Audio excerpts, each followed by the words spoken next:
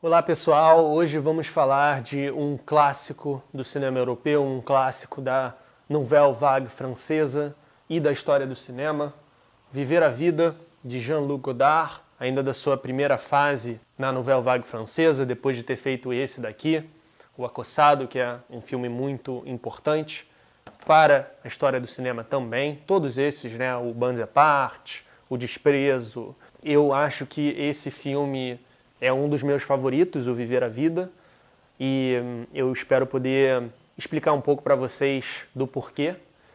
Esse filme é sobre Nana, uma jovem que quer ser atriz, mas que tem uma condição financeira muito difícil, trabalha numa loja de discos, tem dificuldade para pagar o aluguel e acaba se entregando à prostituição por necessidade, algo que vai culminar num destino muito trágico, no qual Nana perde a sua própria vida em um desentendimento entre diferentes cafetões, que numa troca de tiros acabam acertando a ela e ela fica lá, né, no último plano do filme, jogada nas calçadas. É uma história muito trágica, mas contada com o frescor da Nouvelle Vague, com a intelectualização do cinema, de uma certa forma. Como muitos sabem, né, a Nouvelle Vague francesa, ela surgiu com essa revista aqui, a Cahiers du Cinéma, que é um dos grandes acontecimentos na história da crítica cinematográfica, e a crítica desempenha um papel muito importante na história do cinema desde o começo, né?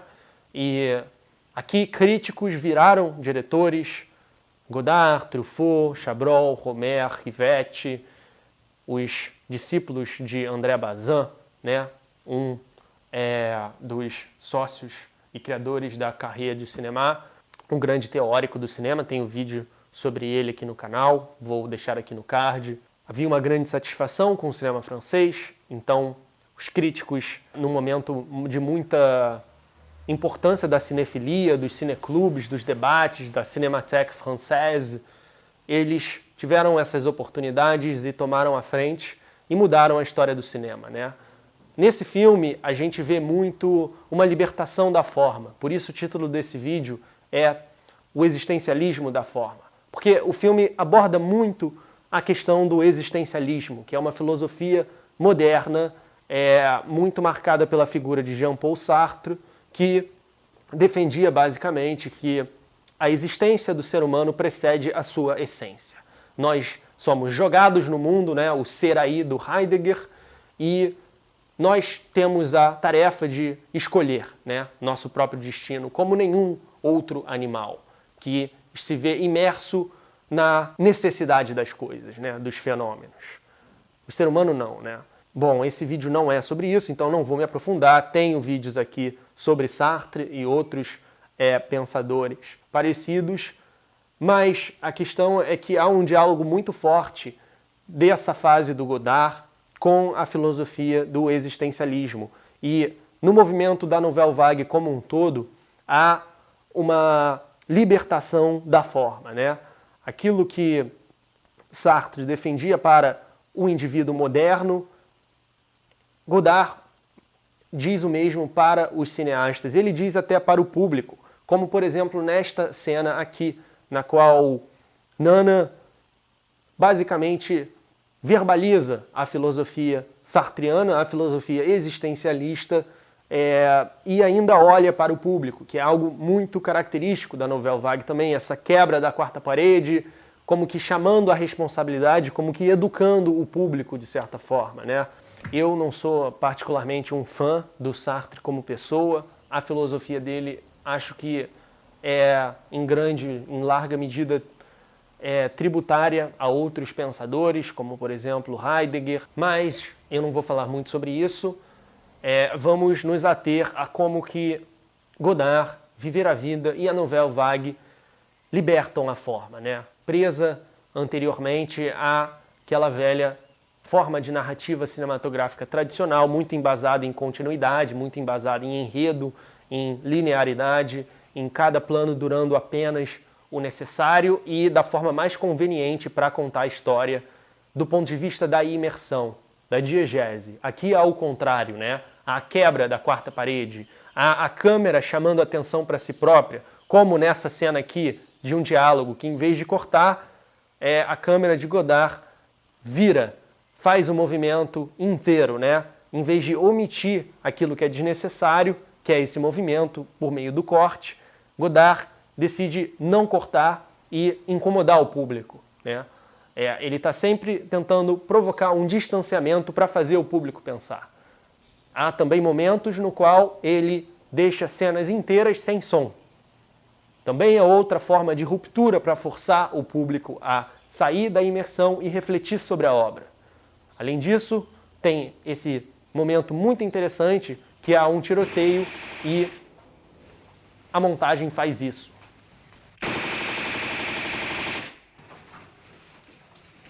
Então, por meio de todos esses recursos, o movimento ficou muito famoso por essa libertação, por esse frescor e por essa experimentação muito grande, né? O que foi muito influente para a história do cinema.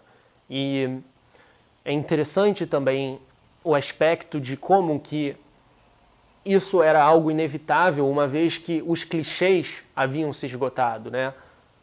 O filósofo Deleuze fala muito sobre isso nos seus livros sobre cinema, imagem e movimento, imagem e tempo, especialmente no Imagem e Tempo, que diz respeito ao cinema moderno, como que a tomada de consciência dos clichês fez com que esses novos cineastas reinventassem a forma, já no neorrealismo italiano, nos anos 40, mas decisivamente na Nouvelle Vague francesa dos anos 60, com Jean-Luc Godard, François Truffaut e companhia.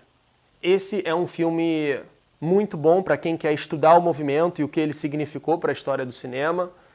Ele também é fragmentado. Godard tem aquela famosa frase, né, de que uma história é contada com princípio, meio e fim, mas não necessariamente nessa ordem, né?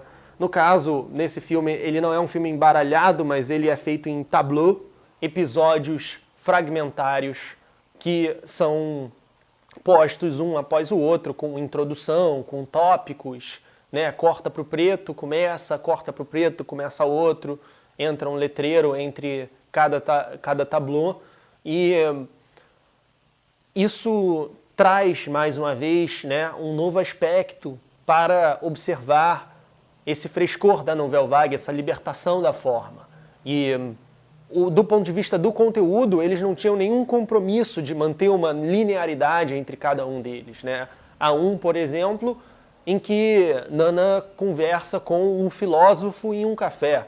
Eles falam sobre a dificuldade de expressar os sentimentos com as palavras, a dificuldade da linguagem, a dificuldade de viver a vida, que é o título do filme.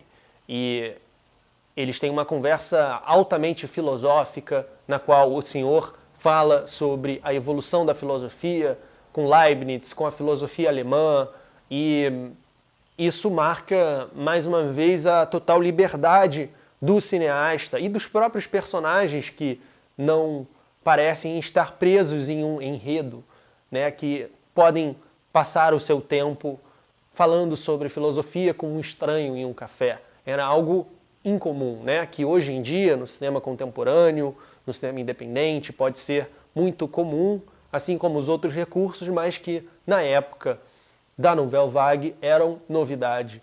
E justamente por esse movimento de vanguarda, né, no cinema, essas mudanças, essa maior liberdade com relação à forma no cinema mundial, e já, por exemplo, no cinema americano, com a nova Hollywood, foi possível de alguma forma, né, muito por essa influência. Assim como a própria Nouvelle Vague foi muito influenciada por outros cineastas, pelo cinema japonês, por exemplo, pelo cinema de Robert Bresson, que era o diretor francês que eles gostavam do cinema francês antes da Nouvelle Vague, né? Godard, inclusive, fala, Bresson é o cinema francês. E tem esse lado da vida, né, da França daquele período, da vida do cotidiano parisiense, com tanto o seu charme, né, que ficou clássico, quanto o seu lado obscuro, né? Nesse filme, a precária condição dessas mulheres que precisavam se prostituir e como elas eram tratadas. Tem uma cena muito fria com um monólogo no telefone, onde o homem explica a situação para Nana, né, quando ela está começando, e de um jeito muito frio e pragmático, com imagens dessas mulheres entrando e saindo dos quartos de hotéis, o que é muito perturbador para o espectador, né? Tudo isso, né, assim como a nudez, todos esses recursos de quebra, né, da imersão, da diegese do espectador, foram muito importantes para esse cinema moderno que precisava se reinventar. A Anna Karina entregando sua brilhante performance, muito típica da Nouvelle Vague, né? Uma das musas da Nouvelle Vague, com muita dança, com muita espontaneidade. E Godard, que foi um dos cineastas mais influentes da história, ele segue fazendo seus filmes, cada filme muito diferente do outro, com outras preocupações, muito preocupado com o pensamento através do cinema, né? Com pensar com imagens. Seus filmes recentes são muito ensaísticos, Adeus à linguagem, imagem e palavra. Godard, após já os seus 90 anos, segue firme, produzindo e pensando o cinema, o que devemos reconhecer e valorizar, uma vez que muitos dos grandes mestres da Nouvelle Vague francesa, incluindo a Anna Karina, não estão mais entre nós. Godard está aí, inclusive, participando de palestras à distância, lives no Instagram. Então, vamos prestar atenção no que esse grande mestre está produzindo hoje em dia. Muito obrigado por assistir. Inscreva-se no canal se você é novo ou nova por aqui e gostaria de ver semanalmente conteúdos relacionados a cinema e a filosofia. Até a próxima!